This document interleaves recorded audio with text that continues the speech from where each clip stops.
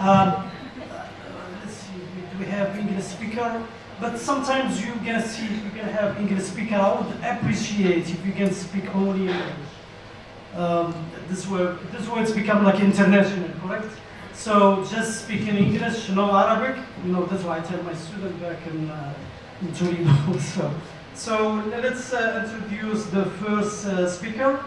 So here we have Dr. Deila Abu Hassan. Diana, okay, sorry. Diana, sorry. So she is Assistant Professor of Biochemistry and Molecular Biology in the Department of Physiology and Biochemistry at the University of Jordan. And she obtained her PhD in Biochemistry and Molecular Biology from Oregon, so she's from state. You get your degree in the state. And before she obtained the DES, degree from University of Jordan, she dentistry, correct? That's it. And then you went and you did your PhD. She has published several research paper and conference abstracts, and she is more focused on stem cells and visa research. So I'm gonna just let the floor open to you, and 15 minutes. Let's start from now. Thank you for having me here, and welcome everybody. So I'll be here for sharing what I've been doing during my PhD thesis, investigating the use of induced pluripotent stem cells as a therapeutic strategy for glaucoma.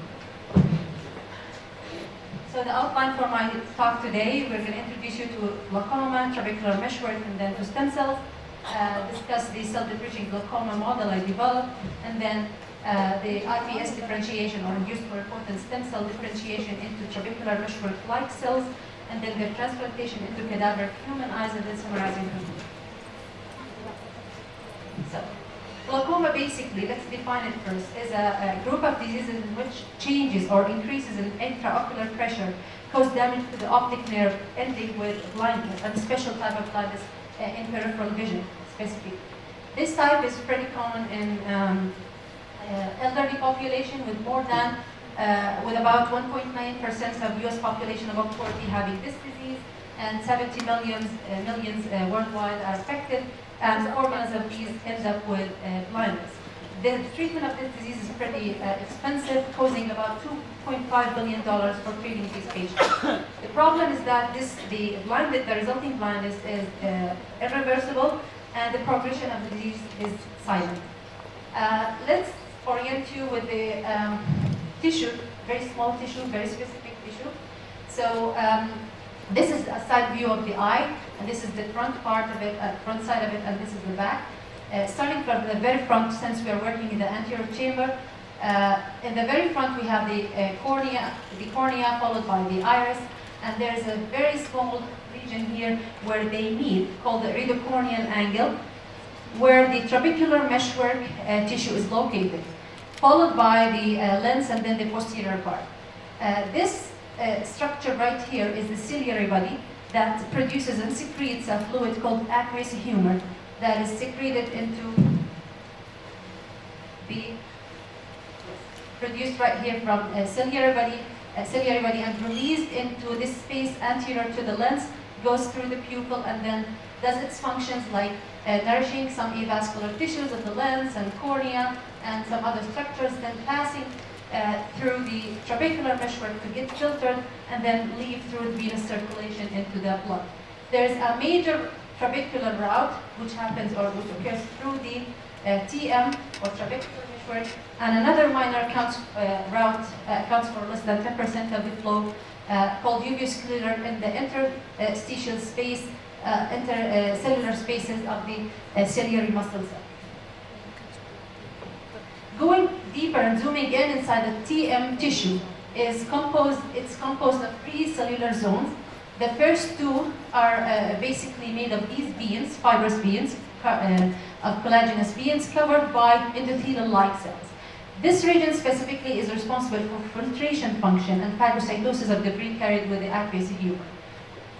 The next region here or the innermost region is the JCT or juxtacanalicular region, where stellate-like cells are embedded in the extracellular matrix, and they basically provide resistance for this flow, and increases and decreases in resistance affect the amount of fluid that can get out of the eye.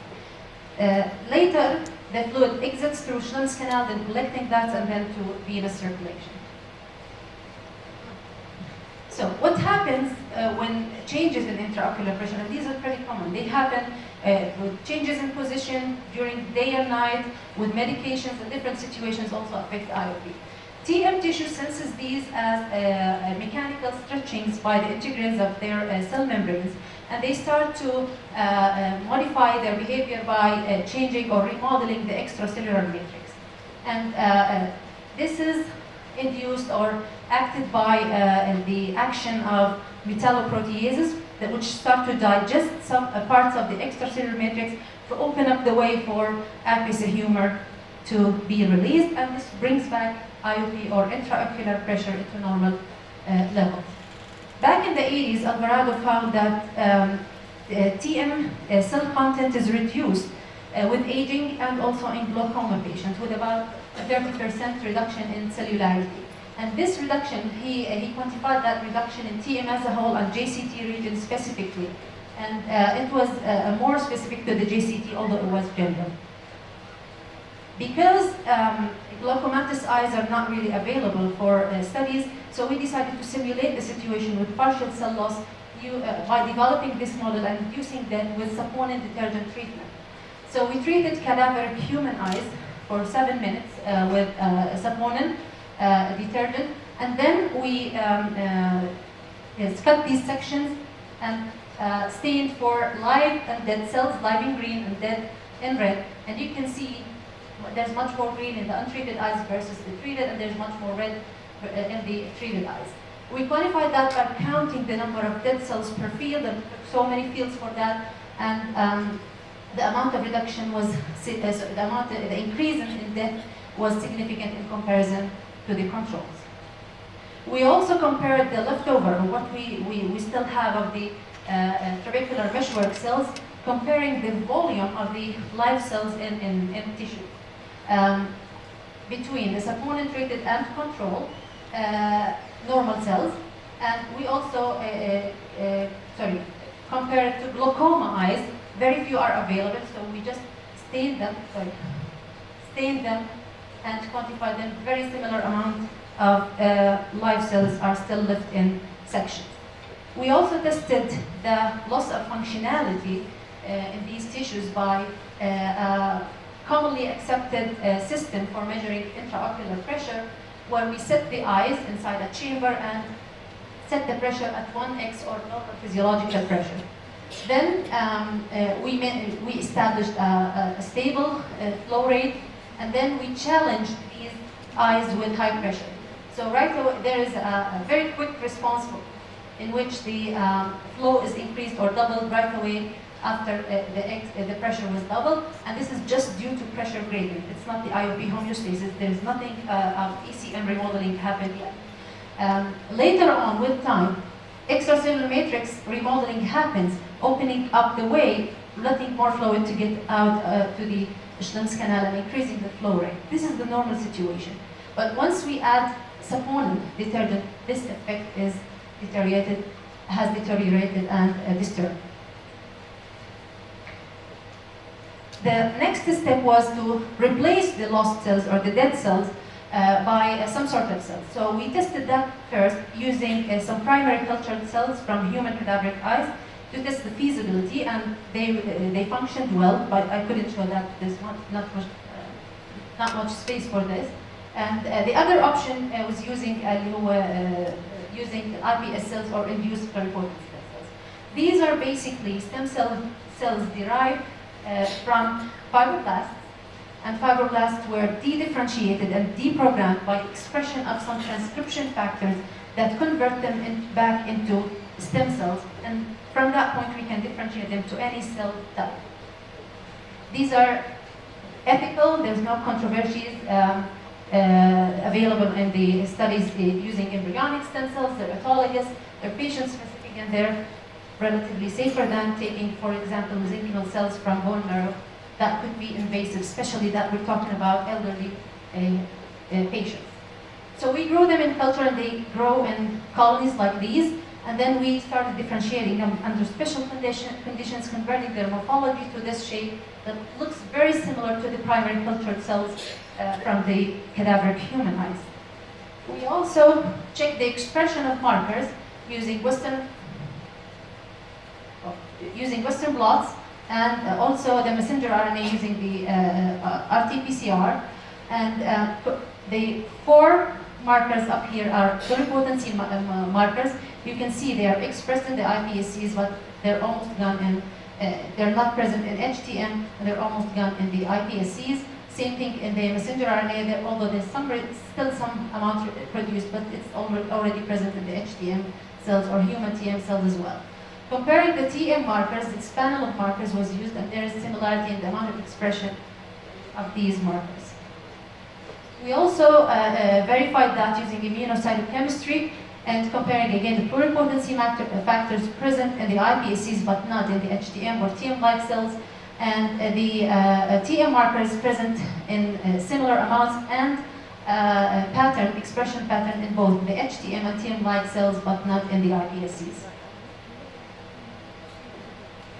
The next part after transplanting these cells was testing whether they're attaching to the tissue or they're just floating in between the beams, and they might start to block the flow between them. So we labeled these cells with Q dots or nanoparticles, and then we transplanted them. Then we cut through the tissue, frontal sections, and following up these cells to distinguish them from the cells already sitting in the tissue. Afterwards, we stained for CD44 to mark the periphery of the cells.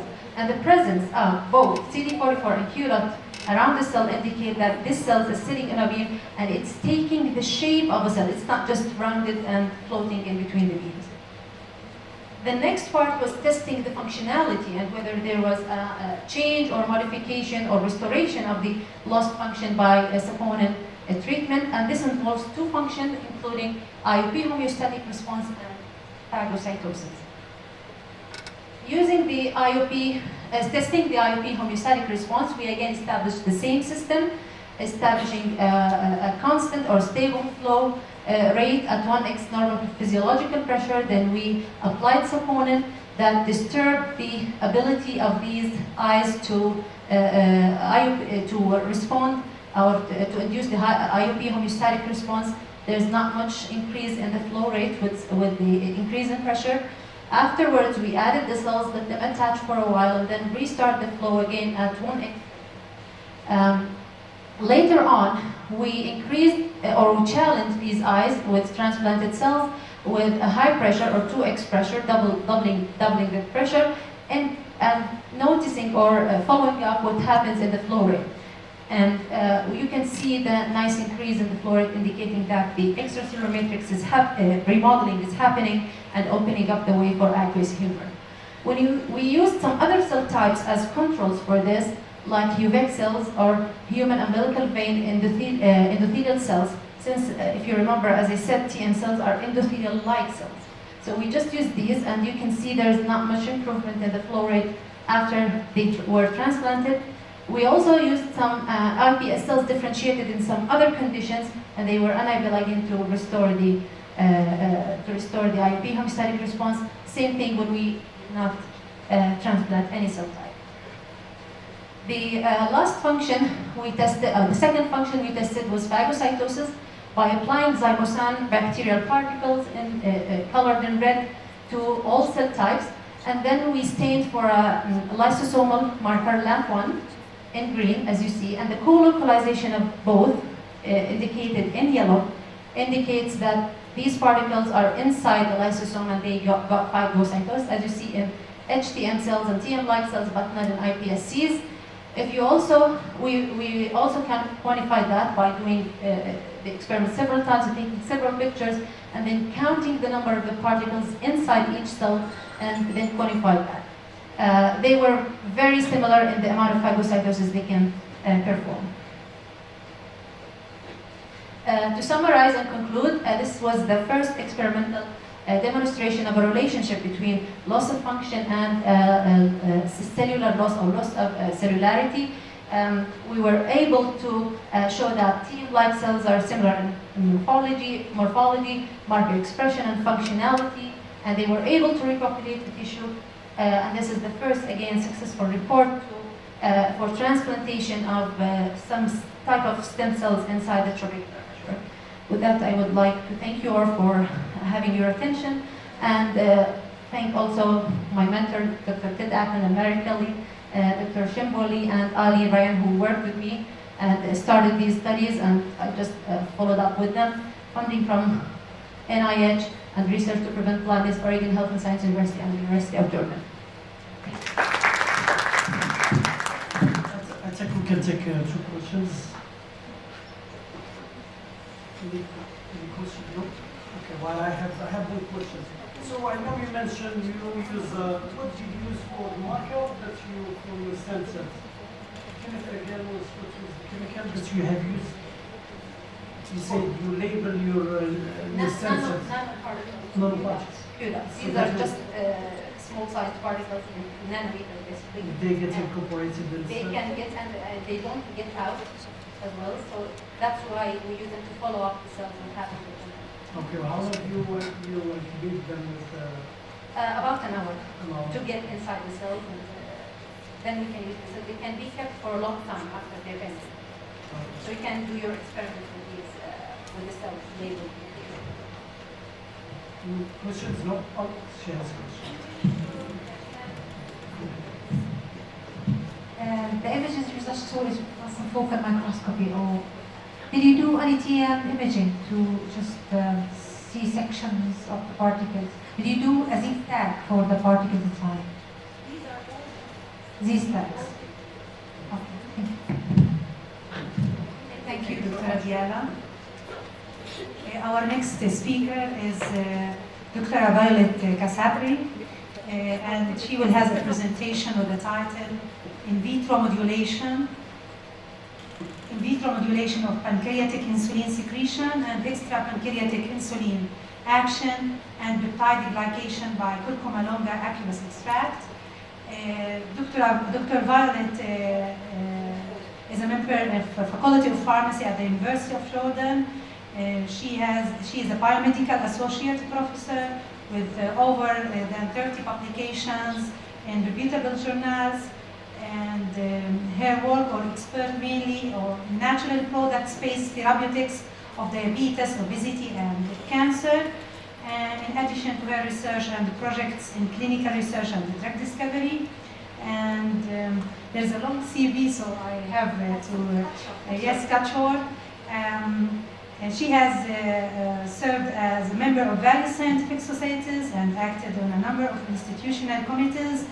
And also she is recognized by her peers as a scientific expert that integrates new technologies into everyday practices. Mainly, Dr. Casabri holds a baccalaureate with the highest honors in biomedical sciences from the University of Jordan, completed her master's with distinction, as well as her PhD in biomedical sciences from University of Ulster, Ireland, UK. Thank you, Doctora, and you can start. Good afternoon, everybody, and as my colleague introduced the topic, it's going to be today about the in vitro modulation of the pancreatic insulin secretion and extra pancreatic action on peptide glycation by the curcuma longa aqueous extracts. In the overview of this talk, I'll basically go over the project background, followed by the proposed research objectives, then comes in the methodology with a brief over the in vitro pancreatic and extrapancreatic studies results, and then we will hop into the conclusions. To begin with, diabetes is characterized by the overt hyperglycemia due to deficient production and action of the insulin.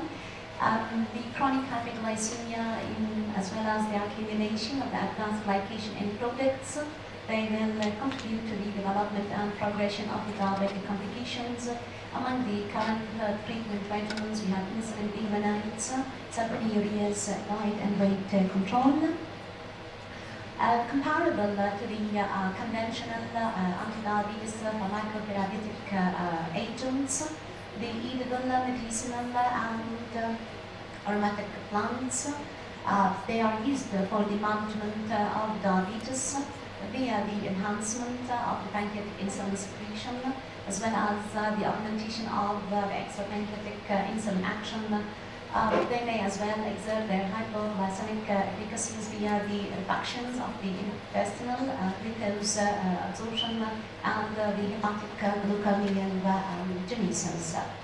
And so globally, the epidemic of diabetes is projected to increase to more than 400 million by 2025, and Jordan is no exception, where locally the incidence of type 2 diabetes and the impaired fasting glycemia is alarmingly increasing. This goes along with appreciable prevalence of herbal use among the metabolic syndrome and diabetic patients in Jordan. So why Glaucoma? Well, there has been several ethnopharmacological surveys that could classify Glaucoma among the medicinal plants used in the diabetes ethnomedicine. So, given the ethnopharmacological significance combined with its biological potencies, the aim of this study was the evaluation of the anti-diabetic efficacies, pharmacological efficacies, and the relevant action mechanisms of the crude aqueous extracts of Glaucoma. Moving into the methodology, basically I used a combination of complementary in vitro pancreatic and extra-pancreatic studies. Starting with the pancreatic studies, in the signal transduction pathway of the glucose-stimulated insulin secretion, and following the glucose uptake and transport and uptake by the pancreatic cells, there comes in the closure of the ATP-sensitive potassium channels.